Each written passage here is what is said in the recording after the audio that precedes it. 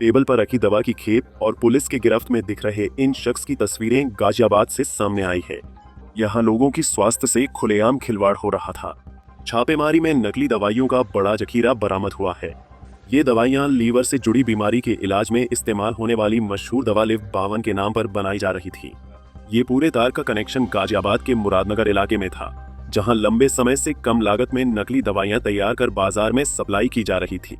छापेमारी के बाद पुलिस ने मौके से भारी मात्रा में फर्जी दवा, पैकिंग का सामान और उपकरण बरामद किए हैं। इस कार्रवाई के बाद इलाके में सनसनी फैल गई है।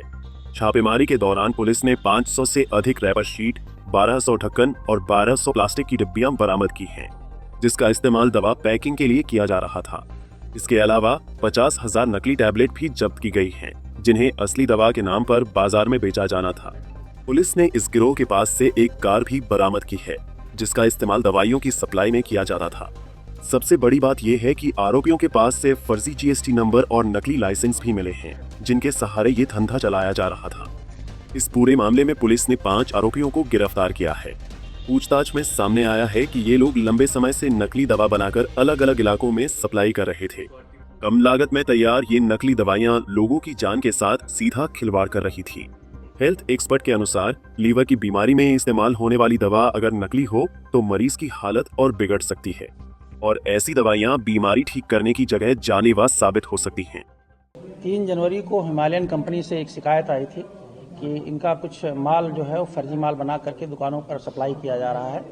इस तरह की जो चीज़ें थी वहाँ पर इनको बताया गया कि मुरादनगर से सप्लाई की गई थी, अलीगढ़ में सप्लाई हुई थी। इस बेसिस पर मुरादनगर थाने में एक अभियोग पंजीकृत किया गया था। अभियोग पंजीकरण के बाद मुरादनगर के थाने की टीम और प्लस जो हमारी स्वाट टीम थी, उन लोगों ने इसमें टेक्निकली चेक करना शुरू किया। तो चेक करने के बाद कुछ लोगों का नाम प्रकाश में आया। उनको जब लाकर पूछताछ की गई तो उनके द्वारा स्वीकार किया गया कि इनके द्वारा ली 52 का जो माल है ये हरियाणा की कंपनी से बनवाया जाता था, और इसके जो रैपर और डिब्बे थे वो मेरठ की जगह से बनवाया जाता था। तो इसमें पूछताछ करने के उपरांत इनको जो माल बरामद हुए हैं, इनकी पूछताछ से माल बरामद किए गए हैं। उसमें रैपर भी है, डिब्बियाँ भी हैं, उसके ढक्कन भी हैं, और उसकी जो उससे जिस डाई से बनाया जाता है वो डाई भी बरामद हुई है। प्लस जो गोली बना करके सप्लाई की जाती तो गोली भी बरामद हुई है अराउंड 50,000 के आसपास। और बाकी अभी बेचना हमारी जारी है, और इसमें हम लोग अन्य कौन लोग हैं, इसमें क्या है, कैसे पूरी चीज़ों की जांच छानबीन की जा रही है और अग्रिम कार्रवाई शीशा से कराई। पुलिस अब ये पता लगाने में जुटी है कि ये नकली दवाइयां कहां-कहां सप्लाई की गईं और इस गिरोह से और कौन-कौन लोग जुड़े हैं।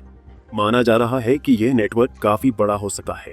लोगों की सेहत के साथ किए जा रहे खिलवाड़ की इस खबर को सुन हर कोई हैरान है। लोगों को समझ नहीं आ रहा है कि जिस दवा को वो बाजार से खरीद कर लाते हैं वो दरअसल किसी जहर से कम नहीं है।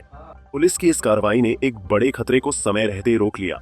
इस घटना से स्वास्थ्य महकमे की लापरवाही साफ दिख रही है। सवाल है कि जिले में तैनात ड्रग्स इंस्पेक्टर और स्वास्थ्य विभाग के अधिकारियों को ये सब कुछ अब तक क्यों नहीं दिखाई दे रहा था। जिम्मेदारी स्वास्थ्य विभाग की है, क्या वो सोया हुआ है? जीवन के सौदागर की ये मनमानी जानलेवा साबित हो सकती है। अगर गाजियाबाद जैसे मेट्रो शहर में ये हाल है तो पूरे यूपी में क्या होगा, ये सोचने वाली बात है। पंजाब केसरी टीवी के लिए गाजियाबाद से संजय मित्तल की रिपोर्ट। हमसे जुड़े रहने के लिए हमारे YouTube चैनल को सब्सक्राइब करें और नई वीडियो की नोटिफिकेशन के लिए बेल आइकॉन को दबाएं। अगर आप ये वीडियो Facebook पर देख रहे हैं तो लाइक जरूर करें और ज्यादा से ज्यादा शेयर करें। धन्यवाद।